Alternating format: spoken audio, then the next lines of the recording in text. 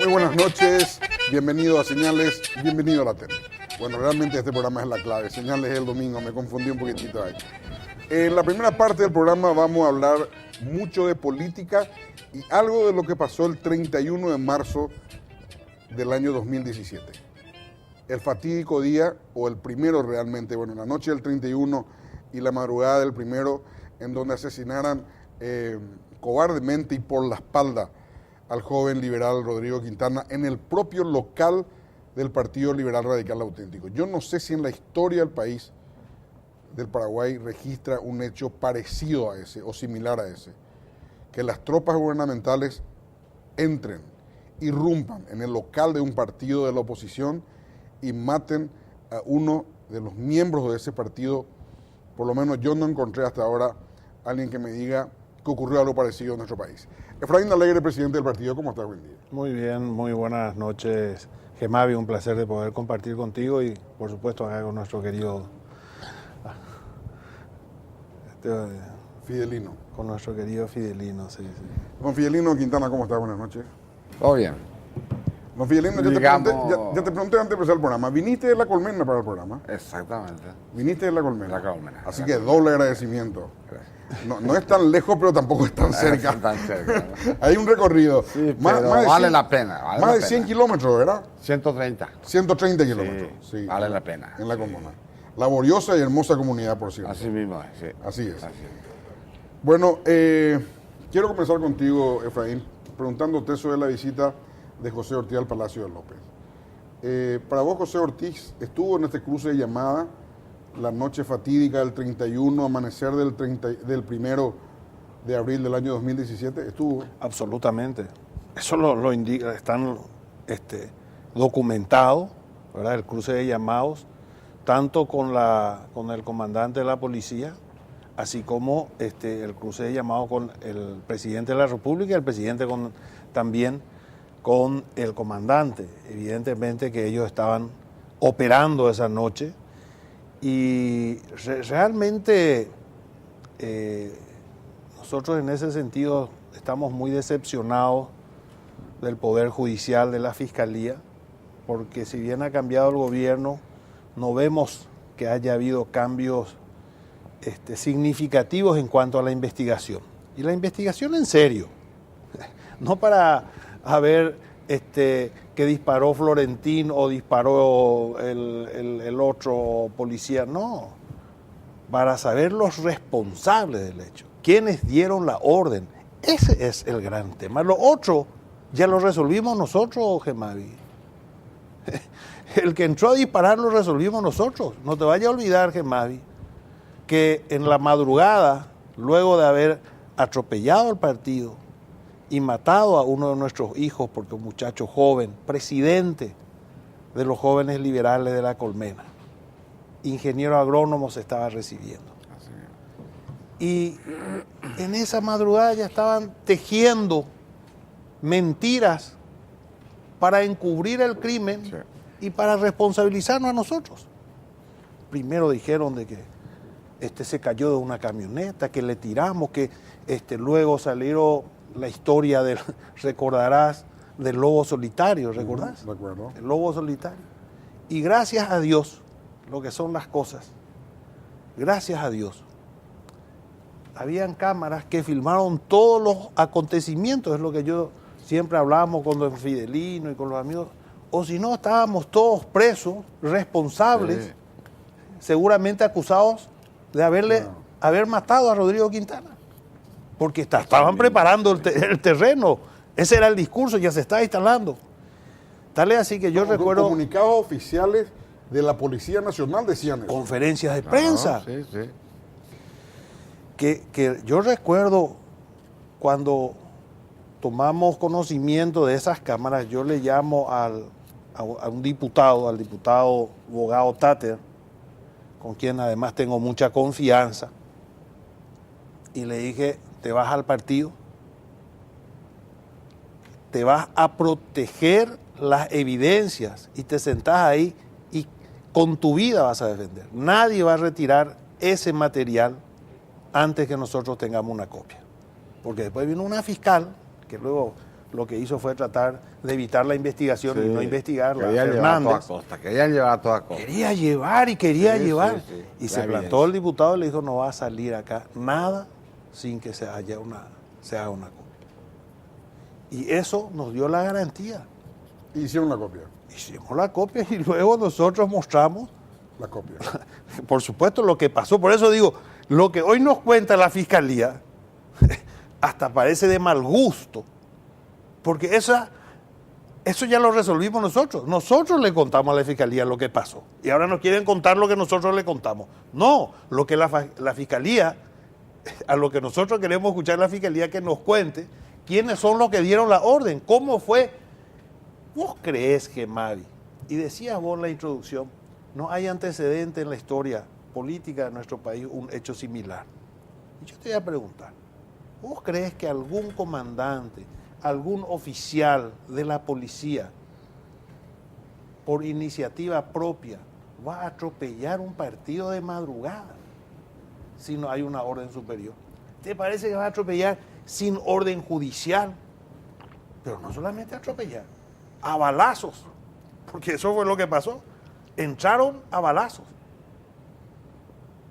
Evidentemente que hay una orden superior. Ese es el único trabajo que le pedimos a la Fiscalía. Eso es lo que tienen que hacer. Y si no hacen, además, van a ser responsables porque nosotros tenemos un compromiso, por supuesto, en primer lugar con la familia, con don Fidelino, con la madre, con toda la familia de don Fidelino, desde luego, de Rodrigo. Pero tenemos un compromiso con la historia, con nuestro partido. Acá, nosotros vamos a quedarnos parados después de lo que pasó. Se tiene que esclarecer y vamos a ir hasta las últimas Pero hay instancias. inclusive comisarios que tuvieron en ese asalto, Sí. que hoy siguen en el cuadro activo de la Policía Nacional. Pero sí. Pero, mira, discúlpame, Efraín, pero ustedes deberían de zapatear en el Congreso, donde tienen presencia de diputados y senadores liberales, para que por lo menos eso no ocurra. se le ha ascendido. Hemos, cuando se tocaron varios de ellos los ascensos, recuerdo el doctor Zaguier se había encargado de argumentar, de explicar, bueno, lo mismo, porque la verdad es que convengamos que la política y los políticos están extraviados en nuestro país. Es lo que vemos en el Congreso todos los días.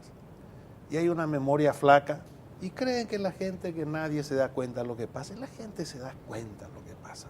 Por eso todo esto es escándalo. Porque creen que las cosas se hacen y se pueden seguir con la misma fiesta de antes y no es así. Y este es uno de los casos. El hecho es grave. Y bueno, ¿En qué y sentido? se los ha ascendido a gente que han no solamente intervenido. Este es Palma, que fue Pero el que estuvo más involucrado. Palma sigue activo. Pero te voy a contar una anécdota Sí. de Palma. Que estábamos nosotros, eran en esos días inmediatos de los hechos, sí. que estábamos, yo recuerdo, estábamos en el partido. Eran días muy, muy difíciles porque no sabíamos también cómo iba a terminar esa historia. Si iban a haber más muertos, porque estábamos ante un presidente totalmente desquiciado. Entonces, recuerdo que estábamos ahí con la gente, con los muchachos, mirando la televisión, la entrevista en este canal. Se estaba pasando el noticiero. Y le estaban entrevistando al señor Palma, ¿verdad? Donde él estaba negando. Él dijo, yo jamás estuve en el Partido Liberal. Jamás estuve en el Partido Liberal. Se le detectó por un reloj. Exactamente. Pero te voy a contar, Germavio, porque realmente, para que te des cuenta de lo que es. Y en ese me habían pedido para hacerme una entrevista. Justamente cuando le estaban entrevistando. Y bueno, yo estoy ahí con el aparatito que nos pone el auricular ahí para hablar y dirigía el noticiero Menchi. Y en ese interín pasan una foto donde aparece la mano, el brazo y De Palma. el Y el reloj. reloj de Palma. Que uno de los muchachos que estaba mirando todo eso era, como es que se dice, en tiempo real, En línea. en línea. Y los muchachos que estaban ahí, jóvenes, que fueron también ahí atropellados esa noche, ven, y se me acerca y me habla, me dice, mira, fíjate el reloj, me dice, yo no entendía. Después a duras penas explicaba, me dice, ahí está ese amigo el reloj de Palma y ahí está la otra foto, él es el mismo que está negando. Entonces yo le digo eso a Menche, fíjate Menche, esa foto que ustedes están poniendo ahí, es el brazo del señor Palma que está diciendo que él no estuvo. Y le preguntó Menche, entonces él salió a decir, no, yo no sé. Mira, una burla. Bueno, luego también tuvimos acceso a las grabaciones donde él estuvo, actuó, dirigió, le detuvo a la gente, le tiró en el suelo, tuvo un protagonismo principal en el atropello al partido. Y él decía, él sigue. Sigue. Totalmente. No, un escándalo, una barbaridad realmente. Bueno, esa es la situación, Gemavi, realmente preocupante. Pero la gente que está en el gobierno, Efraín, ¿estaba al lado de usted en esa época? Y bueno, yo le dije aquella vez que me visitó Mario Abdo el 17 de octubre al partido, el día antes. 4 días después que vos me dijiste acá que le podía recibir. ¿Recordás eso? Sí. Yo te creo que vos ahí ya tenías alguna información. No. ¿En Yo serio creo te que se pregunto? fue a visitarte porque él vio tu respuesta y le contaron tu respuesta. Bueno, puede Porque ser. 2 veces dijiste Yo luego que me no quedé había pensando y dije que May me llevó y él ya sabía. Pero bueno, en esa ocasión yo le dije a don Fidelino, le dije, nos va a visitar al partido por motivo de la fiesta, etcétera. Y yo le voy a mostrar el lugar donde murió Rodrigo. Y así fue, le esperamos abajo. Y yo con otra gente le acompañamos y le mostramos el lugar donde murió y donde está todavía la sangre y está, digamos, protegida ahí, que fue un pedido de los jóvenes en memoria de Rodrigo. Y me dijo don Fidelino, y eso quiero decir porque creo que tiene mucho que ver con lo que estábamos hablando, me dijo, por supuesto yo le había dicho que íbamos a pedir al presidente que se haga justicia con. Y él me dice, yo solamente quiero una señal, me dijo don Fidelino, una señal de la Fiscalía, del Poder Judicial, de que se va a investigar en serio. Y el día que yo vea esa señal, un gesto, voy a ir a pedirte en el partido que retiremos la sangre de Rodrigo que está ahí en el piso. Hasta ahora está. Hasta ahora. Hasta Un gesto. Sí. ¿Verdad? Y va a estar ahí hasta que veamos un gesto de los magistrados, de los fiscales, que indiquen de que realmente se va a investigar a los responsables de la muerte. Y está ahí. Y mira que el gobierno ya tiene mucho tiempo. No, y yo te repito, Palma sigue activo. Sí. Ahora, don Fidelino, vos cuando le viste a José Ortiz salir del Palacio de López, ¿qué sentiste? Sinceramente, Germán, yo tenía mucha esperanza por Marito, pero eso se me vino abajo la esperanza que yo tenía por Marito. Porque yo estuve en el Palacio junto a Marito. Marito estuvo en el velatorio de Rodrigo. Él estuvo allá. Inclusive me dijo, yo estoy acá sentado por medio de Rodrigo. Porque si no fuera Rodrigo... Sí, se iba a hacer la enmienda. Claro, se iba a hacer la enmienda y en este momento acá hubiera estado sentado Carter, me dijo. Así mismo me dijo. En el Palacio. En el Palacio, así frente a frente. ¿Y qué le dijiste a don Fidelino? Y yo le dije, mira, yo solamente quiero justicia, le dije. Yo no tengo rencor con nadie, pero sí, por favor, señor presidente, le dije, quiero que se haga justicia para Rodrigo, le dije. Y me dijo que sí, que va a hacer todo lo posible, lo que está a su alcance. Así mismo me dijo. ¿Y qué hizo hasta ahora, Rodrigo? Nada. Hasta ahora no veo el gesto.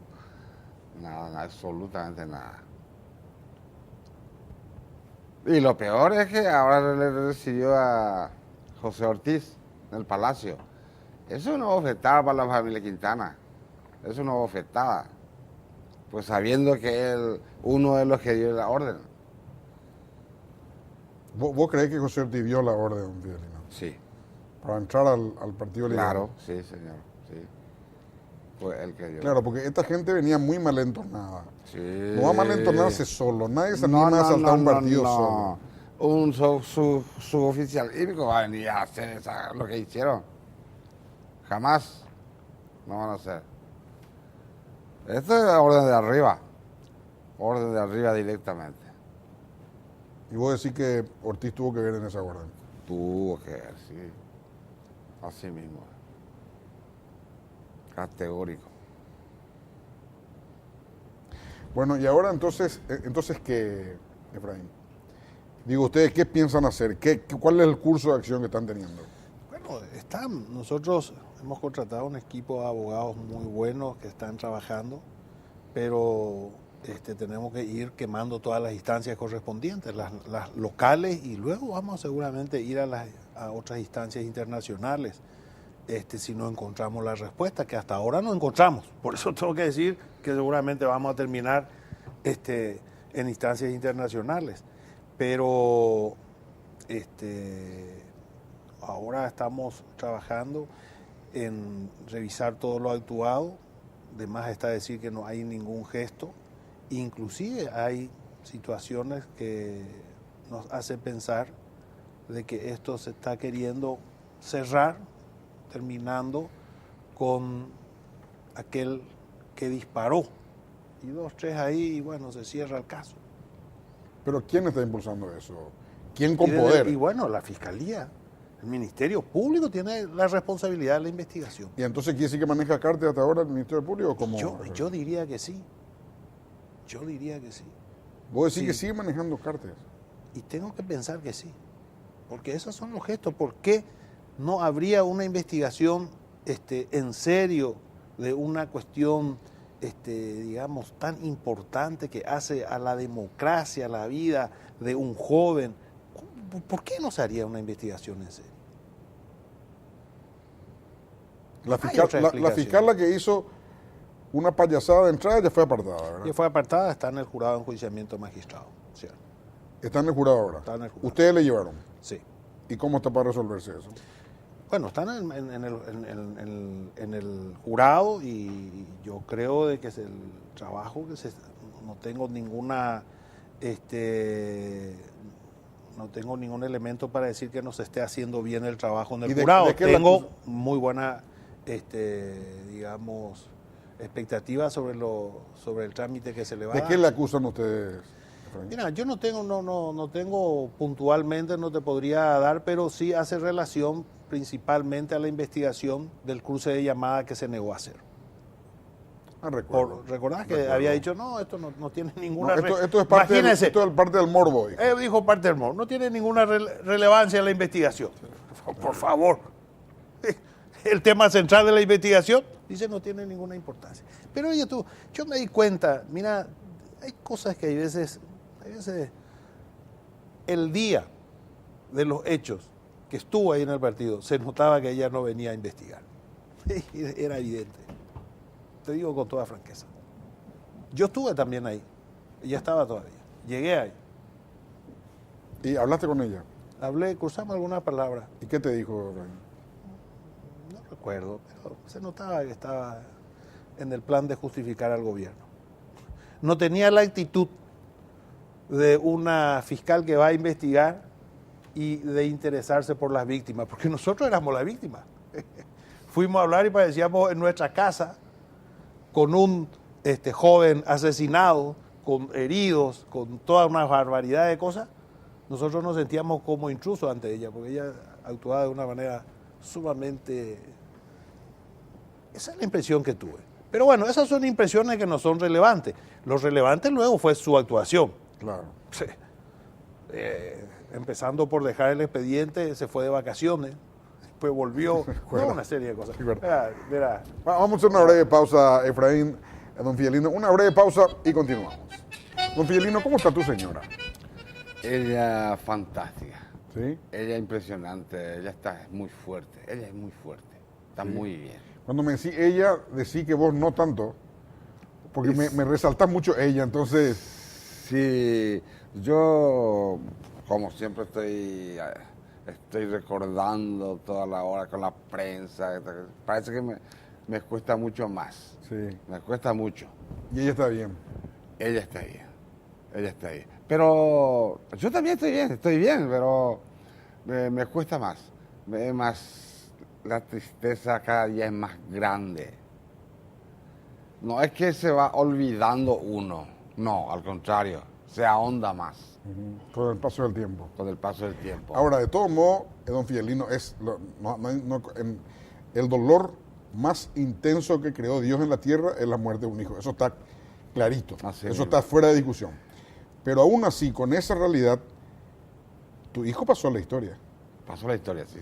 Sí, eso O sí. sea, en eso es 50 indiscutible. años, en 100 años, así como hablamos hoy de un mayor Eduardo Vera, no quiero decir que es igual que él, ¿verdad? Claro. Pero así como hablamos, es decir, en 100 años, cuando se hable de la historia del partido liberal, se va a hablar de tu hijo.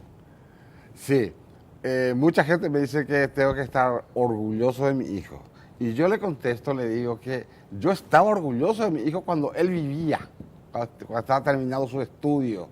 Yo estaba orgulloso. ¿Cuánto le faltaba a don Fidelino? No, él, las tesis nomás ya. Estaba haciendo su tesis. O sea, ya había rendido todas las claro, asignaturas. sí. Ya era. Ya, Solo la tesis. Sí, estaba haciendo su tesis. Y le buscaste ahora a don Fidelino. Muchísimo. Era ya el único que estaba con nosotros, que siempre no se había ido a ningún lado. Él siempre está con nosotros. Y el chico sabe hacer de todo. Él te soluciona cualquier problema. Desde a su mamá mismo también. Porque nosotros teníamos un tambo. Ordeñábamos vaca.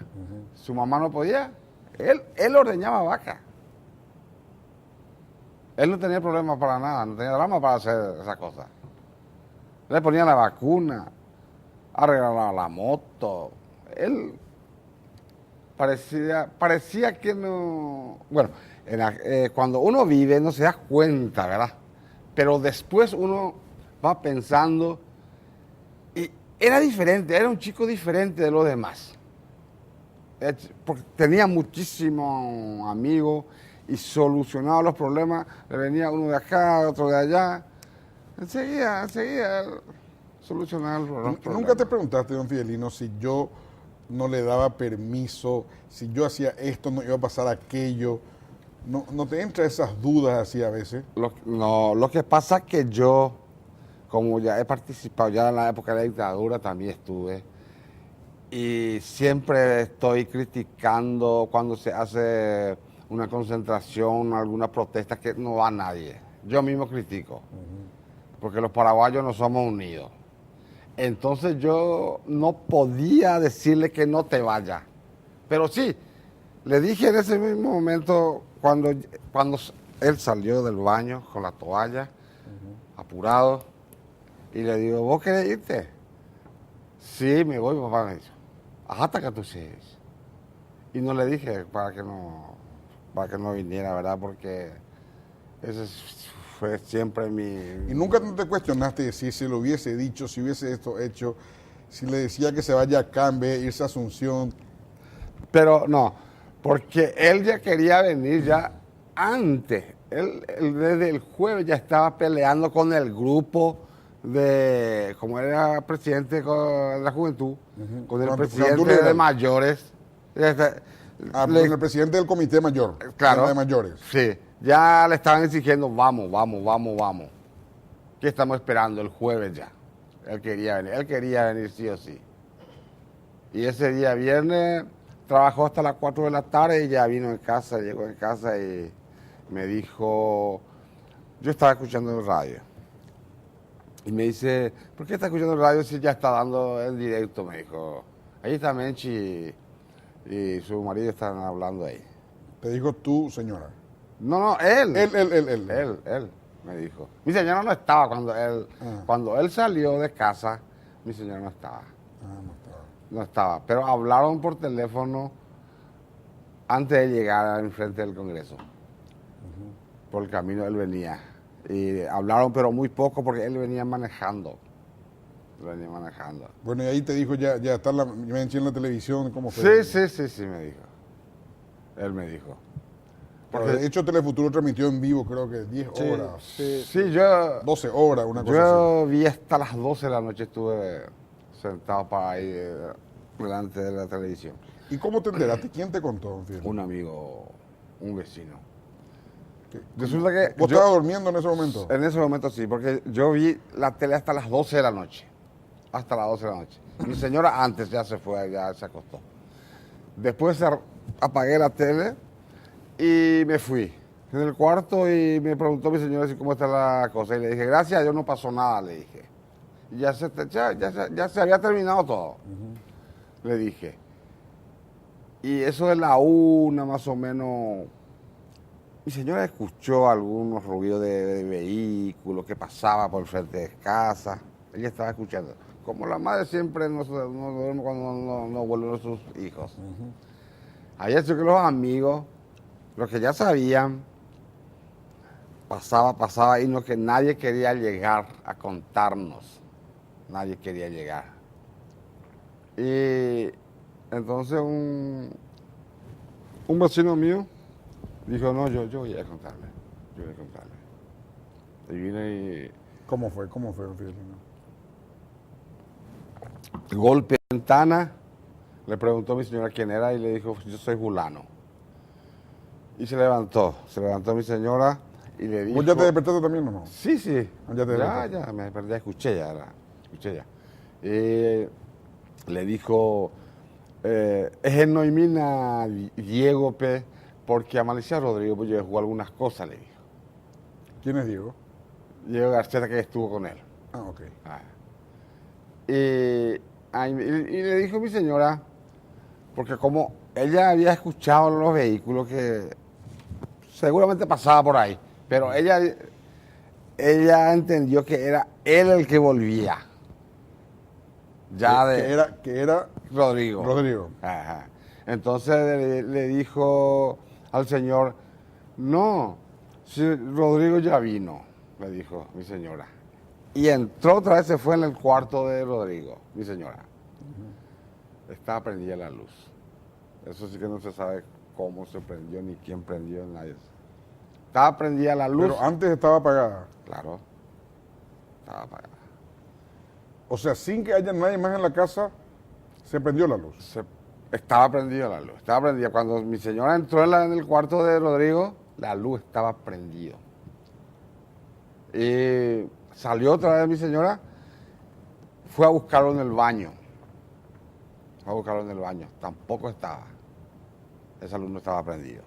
Eso era aproximadamente las 2, Eran las 1:10. la 1:10. 1:10. Cuando salió mi señora de ahí, el cuarto de mi hija que está ahí nomás también, ya le habían mensajeado lo que había pasado A tu hija. a mi hija. Y ahí ya se armó Guarará. Ahí ya nos enteramos. Pero no podíamos creer, no podíamos creer. Inclusive yo fui, me bañé, me afeité para venir. Pero allá llegaron ya varios vehículos, amistades. Él tenía muchísimos amigos, muchísimos.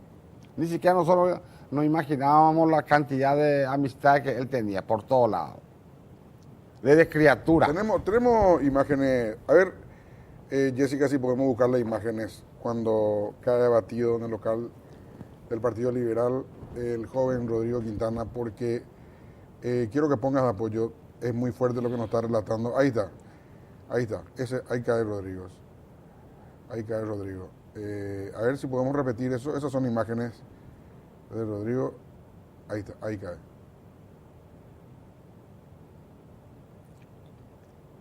Ese képiro que no se encontró nunca hasta hoy en día. Nadie sabe quién tiene. Que tenía él Exactamente. esa noche. Sí. Bueno, a ver si podemos pasar de vuelta. Y ahí, con ese disparo de ese policía, con ese asesinato, Horacio Carte, con toda su fortuna, no pudo hacer nada. No pudo hacer nada. No pudo hacer nada. No pudo hacer nada. Gracias a Rodrigo no se reeligió. Y bueno, así como tu hijo va a pasar a la historia por haber sido un mártir del Partido Liberal en el propio local del Partido Liberal, Horacio Cartes va a pasar a la historia manchada de la sangre de Rodrigo. También, sí, perfecto. Está manchada con sangre ese individuo. Está manchada. Algún día en 30, 40, 50 años tu tataranieto le va a preguntar a su papá, le dice, ¿qué pasó con...? Y ahí le va a contar. O sea, Efraín, esta situación fue la que desembocó probablemente el elemento principal para que Cartes desista de su... fue un escándalo. A veces suelo decir cuando comparo un poco la crisis con Venezuela, que es diferente que es el pueblo venezolano, ¿verdad? Porque acá el pueblo paraguayo con esto ya no iba a permitir. O sea, si Cartes volvió a insistir, no iban a haber 5.000 personas en la calle, iban a haber 300.000 personas en la calle. Sin embargo, en Venezuela tanta gente muere y no pueden evolucionar esa gente, lastimosamente. Y mira, Gemavi, yo creo que el paraguayo, la paraguaya, nosotros, somos un pueblo solidario y pacífico, ¿verdad? Y no hay cosa más que más le moviliza al paraguayo, a la paraguaya, es precisamente la violencia. Fíjate que la primera violencia del gobierno que fue ahí en la plaza, cuando estábamos unos pocos, cuando cayó... Que vos le desafiaste temerariamente a la policía, Efraín. Hay que decir eso. Yo no le desafié, yo pero le exigía al oficial que deje de disparar porque no había motivo para disparar. Yo le decía al oficial... Pero vos pudiste ser en vez de Edgar Acosta. Cualquiera de los que estábamos ahí, por supuesto. De hecho, ligaste unos perdiones. Sí, 3. Por eso. Sí, pero bueno, Edgar Acosta, mira, una desgracia lo que le pasó, todo lo que pasó, pero también le pudo haber matado a Edgar Acosta. Dentro de todo ese cuadro decimos, bueno, gracias a Dios Edgar Acosta también se salvó. Se salvó, porque podía haber muerto, porque le dispararon a 1 metro.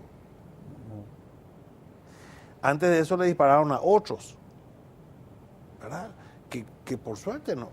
Entonces, pero lo que digo, y eso hizo que la ciudadanía se indignara y la gente fue a la plaza, cierto, porque estaba la ciudadanía en contra de la enmienda, cierto, pero la chispa que movilizó a la gente fue la violencia. La gente fue por esa violencia en primer lugar. Y bueno, y luego... Por supuesto, el atropello al partido, la muerte de Rodrigo Quintana, por supuesto, eso en el Paraguay no se perdona una muerte. No puedes matar a un joven, no puedes matar a un joven. Por la espalda. Por la espalda. Mira, y eso los paraguayos, yo creo que, como vos bien decís, las diferencias entre otras, yo creo que eso para los paraguayos y las paraguayas tenemos muy... la muerte. Y efectivamente eso desencadenó, bueno, toda la crisis política posterior que le impidió a Cartes su proyecto porque yo siempre digo, para ver la debilidad de nuestra democracia, porque en la democracia existen instituciones que representan a la gente, al pueblo, como es el Congreso. El Congreso se doblegó a Cartes. No hay que olvidar de que Cartes tenía mayoría en senadores y en diputados. Pudo comprar, porque eso es lo que hizo realmente. Pero la ciudadanía salió a poner orden, ¿verdad? La democracia, la libertad fue salvada por la gente. Vos sabés que estaba mirando ayer, porque le di a mi hijo un documento que yo creo que es el documento político más fantástico que existe en la historia, Efraín, que es la Declaración de Independencia de los Estados Unidos. Y vos sabés que el gran Thomas Jefferson, que a sus 33 años redactó esa Declaración de Independencia, en un momento dado dice, sostenemos estas verdades como autoevidentes, que Dios el Creador le dio a los hombres ciertos derechos inalienables, entre los cuales está la vida, la libertad y la persecución de la felicidad, que para garantizar estos derechos el gobierno se instituye entre los hombres. En ese momento era todo monarquía. Era saliendo Era de la Edad Media. revolucionario. Era revolucionario en ese momento hablar del autogobierno. Que cuando estos fines para los cuales fue creado el gobierno salen de su cauce, los pueblos tienen el derecho de abolirlo e instituir en reemplazo un nuevo gobierno que pueda garantizar la persecución de lo expresado. O sea, es ahí, imagínate, hace 300 años escribió este señor eso. Así mismo. Entonces, en ese momento, el gobierno del Carter era destructivo. Así mismo. Y fíjate que nadie se animó a tanto, porque han habido muchos proyectos de reelección, ¿verdad? Pero nadie llegó a tanto como llegó Cartes. En primer lugar, para someter a una mayoría del Congreso, porque ninguno antes logró tener la mayoría del Congreso. Nadie. Él logró, claro, por las condiciones muy particulares claro, por los argumentos, que son los argumentos que siempre utilizó Cartes, el dinero, desde luego. Pero de todas maneras logró. ¿Verdad? Y coronando luego con toda la violencia, la muerte. Pero ustedes se imaginan que si no era por la muerte de Rodrigo Quintana, para Carter era un paseo. Posiblemente. Era un paseo. No, de todas maneras no. Era un paseo la aprobación de la enmienda, digo. Sí, no, la claro. elección ya era otra cosa. Sí, no, por supuesto. Era que gane el sí, era otra cosa. Luego, si él era candidato, que gane. Eso ya no era tan sencillo. Absolutamente. Pero la aprobación de la enmienda era un paseo. Ya estaba. Claro. Ya estaba. Así mismo. Por eso digo, el Congreso, que debiera ser la defensa de la democracia, ya fue sometido. La muerte de Rodrigo Quintana impidió. Don Fidelino, vos tenés una nieta de Rodrigo, ¿verdad? Tengo una nieta, sí. ¿De cuántos años tiene ahora? Ahora tiene 11 años. 11 años. 11 años tengo, sí. ¿Y vive en La Colmena? Vive con su mamá en La Colmena. En La Colmena. Sí, en La Colmena. Pero ellos no vivían junto con Rodrigo. Las chicas no vivían. Ah, no vivían junto con No. Rodrigo. Eso era un ¿Cómo amorío era? de colegio. Ah, no eran luego pareja antes No, de morir. nunca. Era un amorío de colegio y por ahí surgió. Y nació. Y nació la nena. Hasta ahí nomás. Hasta ahí. Pero le conoces vos a la nena, don Fidelino. Claro que sí le conozco, sí. Cuando Rodrigo vivía, la nena se iba siempre en casa, siempre se iba. Pero después no aparecieron más. Y ahora no lo ves más, don Fidelino. No le veo más. Hace ya más de un año, más de un año. Porque Ya, su mamá no quiere su mamá le prohíbe, claro que sí, su mamá le prohíbe. que ustedes le vean. Sí. ¿Y por Así qué motivo, mismo. don Fidelino?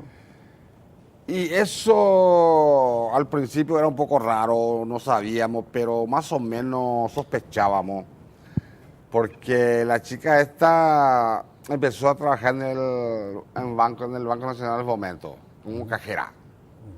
Después de, no me acuerdo si era después de 3 o 6 meses de haber muerto Rodrigo. Después se hizo una casa, se compró un auto y con el sueldo de una cajera yo no creo que se pueda hacer eso. Pero ahora se desnudó, ahora quitaron la careta. ¿Cómo, don Fidelino? Y ahora están obstruyendo la justicia para Rodrigo. Están obstruyendo, no se puede avanzar. ¿En qué sentido está obstruyendo? Están presentando chicanas en los, ¿cómo es? En la audiencia preliminar. Están Que atacando. es el paso previo al juicio. Exactamente. Porque ¿Y qué la chicanas? abogada presentó una querella adhesiva. O sea que está con en el expediente. Está en el expediente.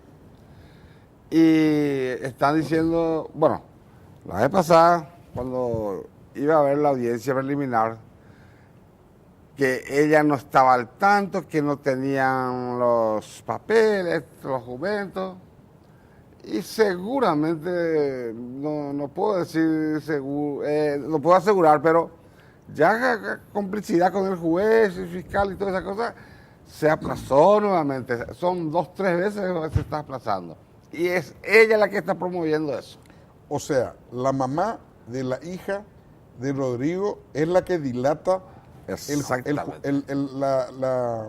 la audiencia preliminar Es- para que pueda ir a juicio oral y público. Sí, así mismo es. Así Pero de está. terror parece eso, don Fidelino. Y claro que sí, eso es bárbaro, triste para nosotros, es terrorífico. Para la familia Quintana, nosotros... Y ustedes no tienen Ahí ningún lo grave, disculpame que Sí, te sí. interrumpa, ahí lo grave es que ellos en realidad lo que pretenden es excluir a los Excluir. padres Sí, de Rodrigo Quintana del expediente. Eso es lo grave. eso es lo que está buscando. Así mismo. Pasar ellos a ser los únicos representantes de la querella. de la querella. Y en este caso, ustedes no hicieron ningún intento, don Fidelino, de hablar con ella. Sí, nosotros inclusive con Efraín nos fuimos a la casa de ella. Y tuvimos una oportunidad. Sí, sí. Sí, tuvimos una casa Y, una oportunidad. y hablaron con ella. Sí, hablamos con ¿Y ella. qué, y con qué la te dijo mamá. don Fidelino? No, cuando eso prácticamente nada todavía, estábamos empezando, era día de rezo todavía, creo que era 8, 15 días antes, después de la muerte de Rodrigo fue. Y estaba todo bien, ¿no? Sin problema. Después, nomás, la tía de la chica esta es la abogada, ella es la que y ella es la que le está utilizando a la chica. Ella es la que está promoviendo todo. Para quitarle plata a alguien. Exacto, eso es lo que pensamos. ¿Y quién es el alguien, don Fidelino? Y los grupos Carter. Así de sencillo. Entonces, pero es muy triste esto, don Fidelino. Y es grave. Porque algún día la hija del tu nieta, Sí, sí. la nenita de 11 años, va a saber esto. Y claro que sí que van a saber. Hoy, Claro que van a saber. hoy no va a Hoy entender. Hoy no va a entender. Pero va a llegar el momento, en 15, 20 años, o a lo Sí, mejor en sí. 10 ya va a entender. Sí, sí. Y va ¿Cómo eso? No, Aparte va a querer conocerte, va a querer conocer a su abuelo por parte de su padre. Ella siempre estuvo en... Es muy triste, en don casa, Fidelino. y es triste, triste. Y grave porque está obstruyendo la justicia. Pero no importa, esto... Inclusive vamos a llevarla en el... Como es la Comisión de Derechos Humanos. Interamericana de Derechos de Derechos Humanos. Van a llegar. Y sí, ¿Qué van a plantear ahí, Efraín? No, estamos bien, bueno, habrá que esperar que esto se agote toda la instancia en el Paraguay y luego vamos a ver de acuerdo a cómo avanza esto. y ahora en este momento Salim Musarki, senador, están preparando un proyecto para que se haga una comisión investigadora sobre el caso de Rodrigo En el Senado. en el Senado. Y va a salir eso seguro. Claro que sí. Esperamos que sí. Esperemos que salga. Eso va a servir sobre ¿Quién- todo quién para va a votar poner en en contra? evidencia. Yo creo que es muy importante para poner en evidencia. Claro, así como el caso Messer es necesario. Exactamente. El Ah, caso sí, de Rodrigo es sí, más sí. importante que el caso tal Messer. cual, tal cual. Es más necesario. Así mismo. Así que eso es una iniciativa me parece muy importante. Y están en eso entonces, Efraín. Sí, estamos en eso. Realmente es muy triste, don Fidelino, lo que me estaba contando. Y yo me pregunto, digo, por esta nenita de 11 años, que su mamá está obstruyendo la justicia para su padre. Así mismo, así mismo. O sea, hay, no sé, bueno, no sé qué tienen en su cabeza, pero de acuerdo a lo que vos me contado, don Fidelino, es muy triste. Muy triste. Lo que Verdaderamente. hace, lo que uno puede hacer por la plata. Porque otro motivo no creo que exista. Porque se había peleado con Rodrigo. Por eso le está saliendo en su contra. En el momento de que Rodrigo murió, ella ya no tenía relación con Rodrigo. No, absolutamente. Absolutamente. Inclusive, ella tiene 2 hijos. 2 hijos. Tiene otro marido entonces. Claro, ella tiene un hogar formado. Ahora tiene pareja, tiene 2 hijos. Rodrigo no tenía nada, que ya no tenía. De hecho que siempre frecuentaba con la nena la casa, ¿verdad? La casa en casa. Pero hasta ahí. Claro. Bueno, Efraín Navarro, nos quedó 5 minutos tenemos, no puedo dejar de hablar de política contigo. ¿Cómo está la política, Efraín? ¿Cómo está el rol que está desempeñando el Partido Liberal bajo tu presidencia en el gobierno de Marito? ¿Cómo está eso? Bueno, estamos trabajando en lo que nos corresponde, ¿no? Hacer oposición, pero hacer oposición en términos de representación de la gente. Yo siempre digo que oposición significa representar a la ciudadanía ante el poder. Esa es la oposición. Pero cuando decís representación de la gente se parece mucho a la oposición de la gente, que es el eslogan de Marito. Digo, se parece... No, lo que yo refiero es que para mí hacer oposición significa, acá pues de alguna manera se busca tergiversar, entonces cuando uno hace oposición dice, no, lo único que hace es poner tranca a la rueda. No se trata de eso. Hacer oposición significa representar, y te voy a hablar con una cosa muy concreta, este trabajo que estamos haciendo con respecto a los abusos y a los robos que se dan en materia de la facturación de la ANDE, que es un verdadero escándalo. Esto es un verdadero escándalo. Y que yo creo que el gobierno nos está dando cuenta de lo que está pasando, y espero que se den cuenta porque puede ser realmente grave si no entienden lo que está pasando. La gente realmente está hastiada y con justa razón. Alguna preguntita así rápida, Efraín. Sí. ¿Vas a plantear la presencia de un representante del Partido Liberal en la comisión que va a negociar lo de Itaipú? Nosotros lo que hacemos, nosotros en el mes de diciembre, cuando presentamos este proyecto de ley para bajar la tarifa a la ANDE, nosotros ya habíamos señalado que conformamos un equipo técnico dentro del Partido Liberal y también dentro de la alianza que estuvimos trabajando, porque ya estuvimos trabajando en el tema de la política energética. Entonces, dentro de este gran equipo, nosotros hoy estamos trabajando con relación a Itaipú, que esperamos el gobierno dijo que va a convocar. Bueno, nosotros esperamos. Y si no convoca, de todas maneras, nosotros vamos a tener una posición clara y la vamos a expresar y poner a la consideración pública y también del gobierno. Bueno, pero para que vea, Efraín, cómo son las cosas en el periodismo y en la percepción. Sí. Vos me dijiste al inicio de que yo probablemente ya sabía que Marito iba a visitarte. Y del equipo de Marito, no, espera, y el equipo de Marito me dicen que le contaron a él tu reacción a mi pregunta de que si le recibirías en el local del partido, y ahí decidió irse. Bueno, pero por supuesto, nosotros, por eso te decía, nosotros la oposición para nosotros no significa la guerra, significa discutir cuestiones que hacen al interés nacional, cuestiones que hacen al interés de la gente. ¿Por qué yo no lo voy a recibir si yo una vez me negué a reunirme con un presidente que fue con Cartes, pero me negué porque querían reunirnos en una mesa de diálogo después de haberle asesinado a Rodrigo Quintana hacía 2 o 3 días. Sí, ¿Recordarás? Convocada por la iglesia, yo le dije... El martes después del asesinato. Claro, pero era imposible. ¿Cómo íbamos a estar sentados con el responsable del crimen? O sea, hay cosas que hay que entender. Ahora, fuera de esas circunstancias, pero por supuesto. ¿Y cómo es el gobierno de Marito? Y la verdad que preocupado, honestamente te digo, muy preocupado. ¿Por qué motivo? Y mira, aquella vez que yo te dije, y cuando vos me preguntaste, te dije, hay que darle tiempo al gobierno. Hoy estoy un poco más preocupado que aquella vez. ¿Por qué? Y bueno, porque no veo una respuesta. Veo a un presidente que yo creo que no está conectado con la realidad del Paraguay. Veo a un presidente que te digo, está viajando cuando acá en el Paraguay tenemos problemas acuciantes y urgentes. Veo a un presidente que no está entendiendo bien lo que pasa en el campo, las necesidades, las demandas. Te vuelvo a reiterar, este tema de la ANDE es un tema central. Para la gente es una gran contradicción, campeones mundiales en energía, etcétera, etcétera, y nos roban cada fin de mes. No puede ser. Lo de José Ortiz es un poco la cereza de la torta, me parece. Entonces, ¿qué te puedo decir? Lo que estamos viendo, las señales no son alentadoras, las señales nos indican de que todo sigue igual.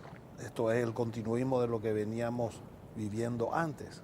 Y eso podría convertirse o podría llevar a una oposición más radical tuya, Efraín, porque te conocemos que sos formidable cuando seas oposición radical. Pero nosotros, por eso te decía, nosotros vamos a estar en el lugar conforme a lo que está aconteciendo, ¿verdad? Hoy estamos en la calle hablando con la gente, porque hoy el tema de la ANDE, por decirte. Y si el gobierno, en otra, y bueno, vamos a estar, y si el gobierno se extravía, y seguramente vamos a tener que levantar más fuerte la voz para ver si el gobierno no despierta y entiende que hay cuestiones acuciantes que resolver. El tema de la economía, el problema del campo es un problema. ¿Qué opinas, por ejemplo, de este enfrentamiento entre PETA y Beto Velara? Es irrelevante, sinceramente. Yo creo, siempre los ministros tienen algún problema con los parlamentarios, porque las expectativas de los parlamentarios hay veces superan lo que ahí no siento oposición ni hacia el ministro ni hacia el senador, pero se suele dar, ¿verdad? Es complicado ser ministro. Hay muchos pedidos, vos sabés, la vieja mentalidad del clientelismo, etcétera.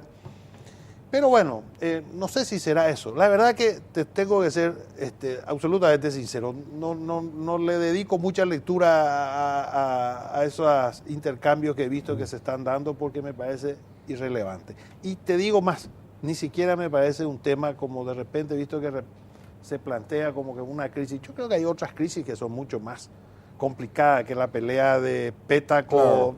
Claro. No, pero es nomás podría ser más la muestra de la punta del iceberg de lo que está abajo. Por eso es importante eventualmente tener en cuenta eso, Federico. Si bien es cierto que en sí mismo no es gran cosa, pero podría ser la punta y lo que está debajo del agua. Bueno, lo que se ve, más allá de lo de PETA, ¿verdad? Lo que se ve así en general es que no están muy bien, digamos, el sector oficial, lo que sería el movimiento Añetete, no se ve que estén muy unidos, que digamos. Evidentemente que hay diferencias, por lo que a mí me cuentan, las cosas que pasan en el Senado, donde principalmente están los liderazgos, hay muchas discrepancias. Entonces, más allá de lo de PETA, como te digo, hay evidentemente todavía problemas, digamos, de orden interno en el equipo político del gobierno, del oficialismo, ¿sí? Y una de las chispas podría ser lo de PETA, ¿no? Bueno, Efraín, te agradezco mucho, Efraín. No, muchas al gracias. contrario, agradecido soy yo. Muchas gracias, don Fidelino. Agradecido soy yo. Realmente, don Fidelino, valoro y la audiencia debería de valorar que don Fidelino Quintana vino desde La Colmena. Al terminar el programa te va a La Colmena. Así mismo. Bueno, así feliz regreso, saluda a tu señora y... Gracias a ustedes, gracias. Y bueno, yo por lo menos tengo que reconocerte que tuviste que ofrecer un mártir para reencauzar lo que en ese momento parecía irreencauzable. Irreencauzable. Así es. Así fue. Gracias, don Fidelino, muchas gracias. Breve pausa y volvemos. Bueno, la crisis del sistema penitenciario en nuestro país. Eso quiero hablar con nuestros invitados. ¿Y por qué quiero hablar de eso? Porque voy a poner en un contexto sencillo. El PCC recluta en las penitenciarías gente para que una vez que salgan en libertad cometan las fechorías y recauden para ello. Pero al reclutar, uno automáticamente ya tiene mejor comida, viáticos, no muchos, pero un viático, y tiene un mejor pasar en la penitenciaría. Pero, en contraprestación, cuando sale en libertad, ahí sí tiene que cometer fechorías, robos, asaltos, todo tipo de fechorías, y como una especie de franquicia parte de lo que recauda tiene que ir al comando central del PCC. Ese mecanismo, en nuestra cárcel hay aproximadamente entre 150 y 180 ya personas reclutadas por el PCC. Ponen en las paredes de las cárceles 15, 33. 15 es el 15º sílaba del abecedario, que es P, y 33 porque es CC. Entonces 1533 escrito por varias partes de varias cárceles de nuestro país. Sobre eso queremos hablar y voy a saludar en primer término a Carlos Huepe. Él es viceministro de Política Criminal del Ministerio de Justicia. ¿Qué tal, Carlos? ¿Cómo estás? Buenas noches, Germán. Un gusto estar en tu programa. Bueno, José Antonio Galeano, un profesor mío de antaño, y bueno, él representa a la Mesa Nacional de Prevención de la Tortura. Mecanismo. Bueno, buenas ¿Qué noches. tal? Buenas noches. Verdaderamente un privilegio estar en esta mesa y hablar de este tema que es importante, no solamente en este momento, sino en todos los momentos. Así que gracias por la invitación. Gracias. Y Óscar Chamorro es jefe de las Fuerzas Especiales de la Senat. ¿Qué tal, Óscar? ¿Cómo estás? Sí, un gusto y grato por concedernos el espacio de discutir un poco estos temas que hacen muy bien que la sociedad sepa para poder saber a qué nos enfrentamos y más o menos qué es lo que debemos hacer de aquí en adelante. Óscar, quiero comenzar contigo. Contanos vos qué es el PCC y por qué últimamente, en los últimos tiempos, tiene tanta presencia en nuestro país. Básicamente el PCC es una organización criminal que tiene base penitenciaria, como dicen en Brasil. Nace en las penitenciarías de Brasil, haciendo una rápida historia después de Carandiru, que más o menos han de recordar allá por el 91, 92, si mal no recuerdo. Más o menos un año después nace como una organización así ya bien conformada, el PCC. Y es básicamente una organización criminal que tiene base penitenciaria. Es bastante organizada, ellos tienen estatutos, tienen reglamentos de disciplina, son muy disciplinados, están organizados territorialmente y también funcionalmente, y tienen, como vos ya más o menos hiciste una introducción, una suerte de sociedad en cuanto a franquicia, digamos, que tienen que aportar un dinero y sostener primero a lo que ellos llaman la familia y luego son los negocios propios. Y básicamente son muy numerosos y imagínense que para un estado tan poderoso como el Brasil, con los órganos de seguridad que tienen, bien les hacen frente. Aquí en Paraguay ellos han tenido históricamente presencia, pero se nota una mudanza en los últimos años con relación a la visión que tienen hacia Paraguay y también hacia Bolivia. Ya no ven, como antiguamente era el Paraguay, como un lugar para ir a guardarse un tiempo, para ir a descansar, entre comillas, un tiempo y operar limitadamente para mantenerse cómodos. La visión que tiene hoy en día el PCC, y esto está confirmado por hechos y también por análisis que nosotros compartimos con nuestros pares de Brasil, ellos ya ven al Paraguay como una oportunidad de negocios. Sabemos de que Paraguay es un importante productor de marihuana, por lo tanto hay un buen negocio ahí. Somos país de tránsito de la cocaína producida en los países andinos, en algunos países andinos. Y tenemos una frontera bastante permeable por las características geográficas que tienen y estamos pegados al mercado de consumo principal, que es el Brasil. Entonces, sí, Brasil es el segundo, según los datos de la ONU, el segundo mayor consumidor de drogas en el mundo como país, ¿verdad? Entonces, todo está propicio como para hacer negocios para ellos, ¿verdad? Obviamente ellos tienen un estilo muy particular de hacer negocios, a través principalmente del narcotráfico, pero no es la única actividad que hacen. También están muy volcados al tema de los secuestros y también están muy volcados hacia lo que sería el asalto a entidades bancarias y transporte de caudales. Pero la mayor franja de ingresos está considerada por lo que genera el narcotráfico para ellos. Eso es más o menos la razón por la cual hay una mudanza en cuanto a la situación de Paraguay con relación al PCC. Ahora, Óscar, nosotros hacemos bien en expulsarla automáticamente como estamos haciendo últimamente con la gente, con lo menos los líderes brasileños del PCC. Creo que sí, porque en la mayoría de los casos, creo que por ahora es muy conveniente hacer eso. En primer lugar, sobre todo para los líderes realmente importantes, de alta peligrosidad, que representan, que están, digamos, en la cadena de mando del PCC ahí arriba, porque nosotros no tenemos la calidad de presidios de máxima seguridad como sí lo tienen en Brasil. Si mal no estoy recordando, en Brasil existen 5 presidios de máxima seguridad, 4 son creo que federales y 1 creo que es estadual, que tienen normas muy rígidas en cuanto a la seguridad de estas personas y a la libre comunicación, entre comillas, de estas personas. Están bastante controlados. Nosotros no tenemos esa capacidad hoy en día por cuestiones de infraestructura que venimos arrastrando ya desde hace mucho tiempo. Y bueno, entonces es una solución mucho más efectiva y sobre todo que la mayoría de las veces ellos no tienen delitos ni crímenes cometidos en Paraguay. Entonces, mal podríamos nosotros tenerlos acá simplemente esperando la extradición para que se cumpla. Entonces, ¿por qué no hacerlo ya sumariamente, hasta si se quiere, por un principio de oportunidad y mandarlos a cumplir la condena ya que la mayoría tiene en Brasil? Entonces, considero que es más eficiente hoy en día el sistema que estamos empleando con la expulsión, si bien es cierto, cada caso es un caso. Claro, y eso, Oscar, en la práctica, ¿cómo impactaría en el PCC en Paraguay? Básicamente ellos están menos seguros en Paraguay hoy en día. Vamos a recordar no solamente al PCC, hay otras organizaciones criminales que son bastante de mucho poder ofensivo también, como por ejemplo el Comando Vermelho, que es antagónico al PCC. No sé si recuerdan el caso de Marcelo Piloto, sí, un caso bastante mediático. Básicamente él quería quedarse en Paraguay.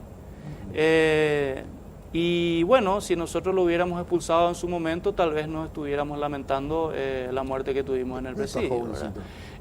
Obviamente, no hicimos más que cumplir la ley también. No estuvo mal dejarlo desde el punto de vista jurídico, absolutamente. Pero bueno, en una guerra contra el narcotráfico, sobre todo, no existen reglas perennes, no existen modus operandi perennes, no existen doctrinas que se mantengan demasiado tiempo. Hay que ir evolucionando porque es como un equipo de fútbol versus otro equipo de fútbol.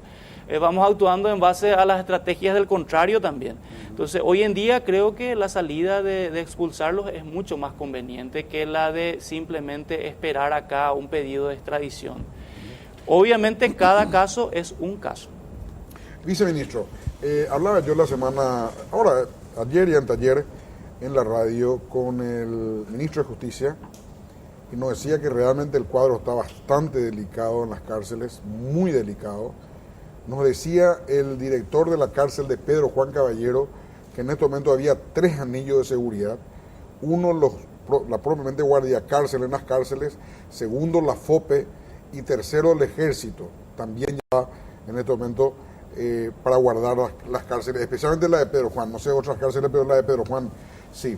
¿Qué planes tiene el gobierno para contrarrestar lo que podría ser un motín importante en varias cárceles a la vez para tratar de escaparse masivamente?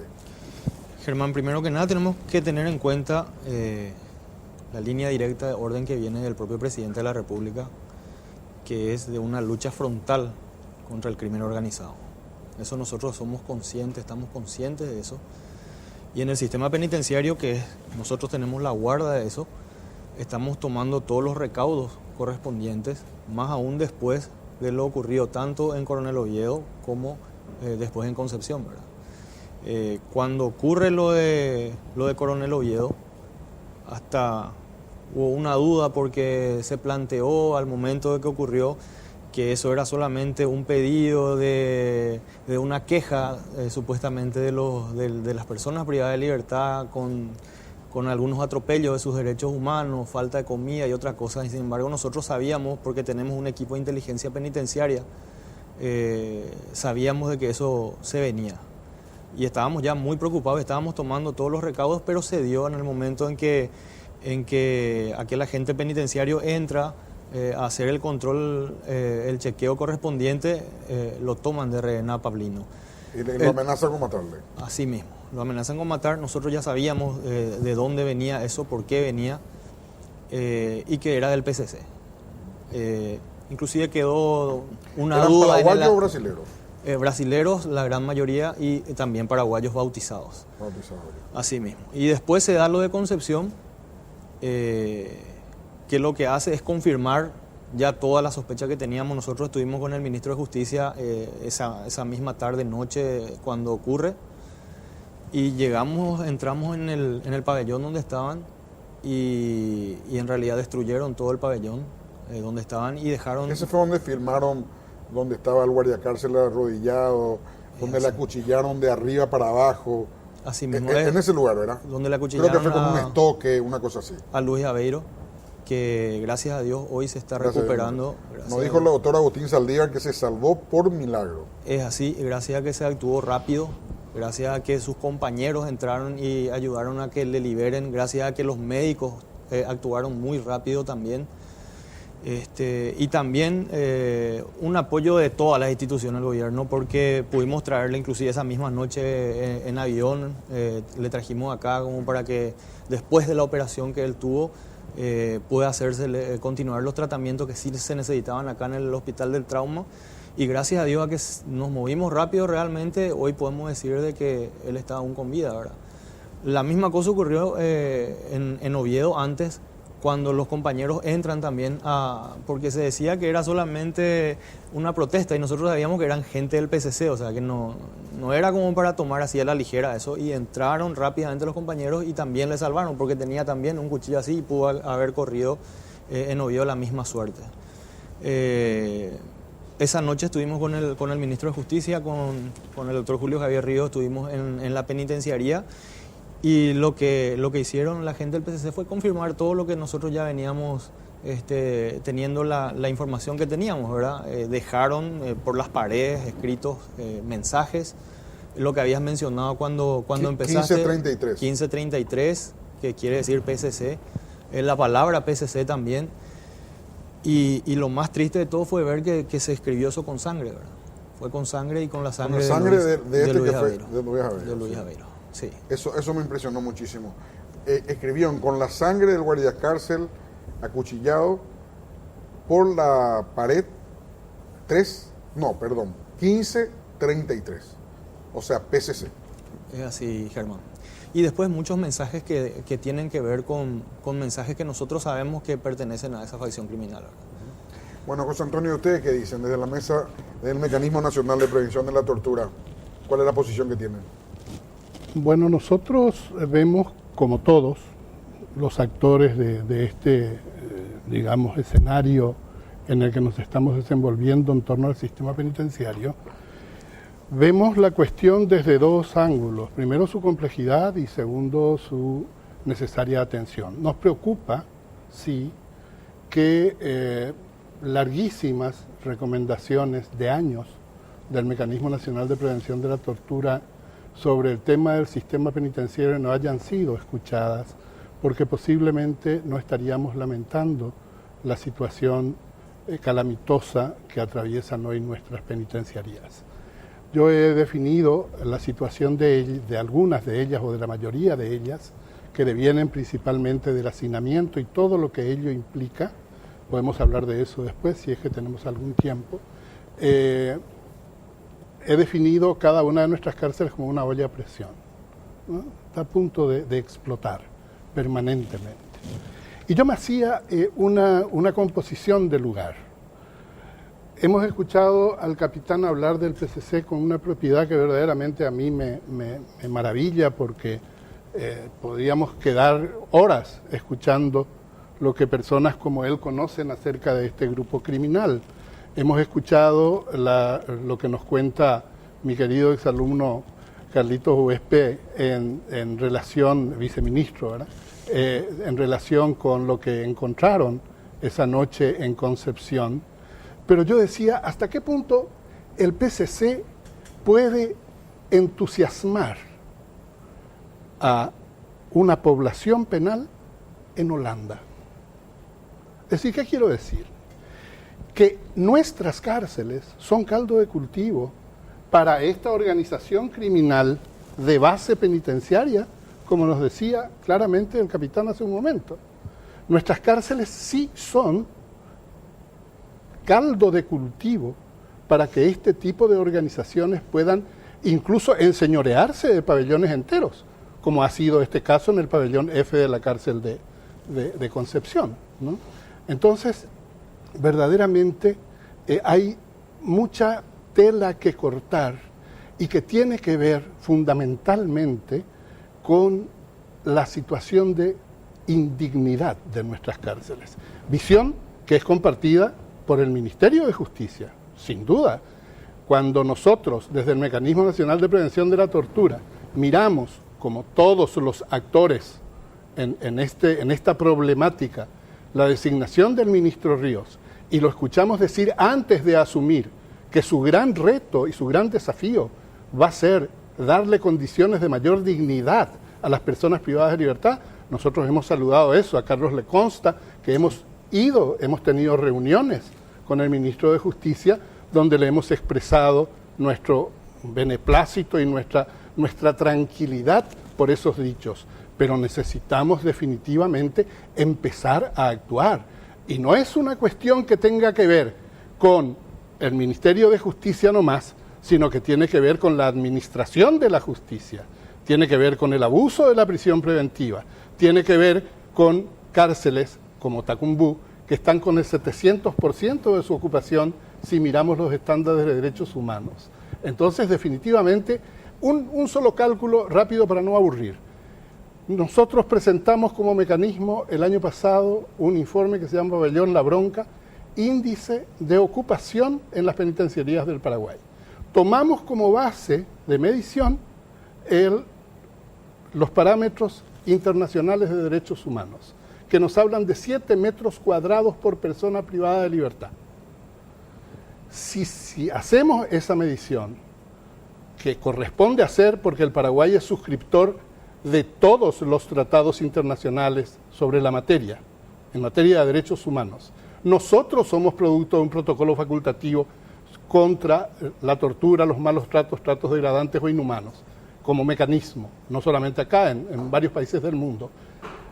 Si tomamos esos 7 metros cuadrados por la cantidad de metros cuadrados que tenemos en los 25 centros de reclusión que hay en el país en este momento, tenemos 4.310 plazas. El último informe del Ministerio de Justicia sobre población penal habla de 14.965 personas. Estamos hablando de casi cuatro veces más. Entonces, toda esta situación definitivamente nos lleva a la necesidad de sentarnos a mirar. Nosotros tenemos que... José Alberto, tengo que hacer José Antonio, discúlpame, tengo que hacer una pausa. Sí, no, yo me entusiasmo. Discúlpame. Breve pausa y a la vuelta de la misma quiero hablar de un solo tema con los tres. Tenemos 5 minutos más. ¿Construir cárceles es una solución o no? No. A la vuelta de la pausa, sí. A la vuelta de la pausa. Los 21 cañonazos, ¿saben por qué? Eso también es para una medida de confianza de los barcos antes, descargar para entrar. Porque la batalla de Trafalgar duró 21 horas. También, después te voy a dar una Bueno, clase. estamos hablando acá, entonces continuamos con nuestro invitado. Bueno, comenzando contigo, Carlos. Vos sabés que yo hago periodismo hace 20 años, desde Lucho González Macri y Juan Joseph, hasta hoy el tema de la construcción de cárceles es una necesidad, pero no se hace. Entonces, se hizo de los últimos 20 años, pero se hacen 1, 2, se agrandó esta. ¿Por qué no hacer mucho más cárceles si todos coinciden, igual que José Antonio, todos coinciden que el problema es más cárceles? Yo no sé si José Antonio te va a decir eso. Yo creo que te va a decir que no, pero nosotros, nuestra necesidad hoy nos obliga a que tengamos que construir. Lo ideal es construir, como siempre la gente dice, ¿verdad? Escuelas, hospitales, pero la necesidad que hoy tenemos, y lo acaba de decir justamente el profe, ¿verdad? La diferencia que hay entre 15.500 personas que están en el sistema penitenciario y la capacidad de 8.500, 9.000 personas que tenemos en todo el sistema penitenciario, hoy nos obliga a tener que construir, ¿verdad? Que de hecho ya lo estamos haciendo. El 29 se abren los sobres, el 29 de marzo, los sobres de las licitaciones. Vamos a construir 2 en Emboscada y 1 en Mingaguazú. Si Dios quiere, lo más rápido posible porque es una necesidad, una imperiosa necesidad. O sea, que están en eso entonces. Estamos en eso. Dios quiera que podamos conseguirlo lo antes posible porque es una necesidad, ¿verdad? Por más de que José Antonio después me va a decir que esa no es la solución, nosotros tenemos que mirar cuál es nuestra solución más inmediata, ¿verdad? Y claro, hoy en día es esa, ¿verdad? Sí.